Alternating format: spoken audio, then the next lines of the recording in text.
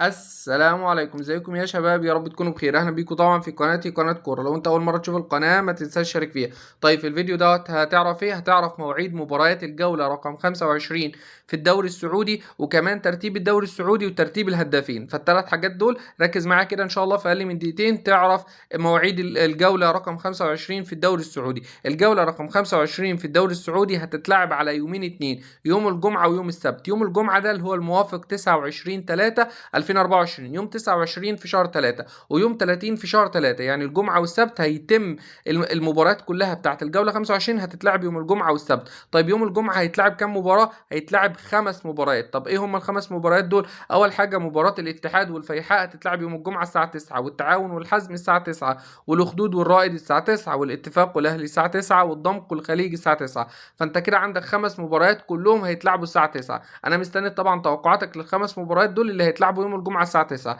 اما بالنسبه لمباريات يوم السبت فانت عندك الفتح والوحده هيلعبوا برضو الساعه 9، والنصر والطائي والشباب والهلال والرياض وابها. كده كل المباريات بتاعت الدوري السعودي في الجوله 25 هتتلعب كلها الساعه 9 مساء. مستني توقعاتك لاهم المباريات زي الهلال والشباب والنصر والطائي والاهلي والاتفاق والاتحاد والفيحاء. لو انت بتشجع اي طبعا نادي في الدوري السعودي مستني طبعا ايه توقعاتك للنادي بتاعك. طيب الترتيب الدوري السعودي معروف ان الهلال في المركز الاول معاه 68 نقطة، النصر في المركز الثاني معاه 56 نقطة، والاهلي السعودي في المركز رقم 3 معاه 47 نقطة، والاتحاد السعودي في المركز رقم 4 معاه 43 نقطة، والتعاون في المركز رقم 5 معاه 40 نقطة. فده ترتيب اول 5 فرق في الدوري السعودي. ترتيب الهدافين كريستيانو رونالدو معاه 23 هدف في المركز الاول، متروفيتش لاعب الهلال معاه 20 هدف في المركز الثاني، عبد الرازق حمد الله لاعب الاتحاد معاه 17 هدف في المركز رقم 3، تاليسكا مع 16 هدف لاعب النصر السعودي في المركز رقم 4.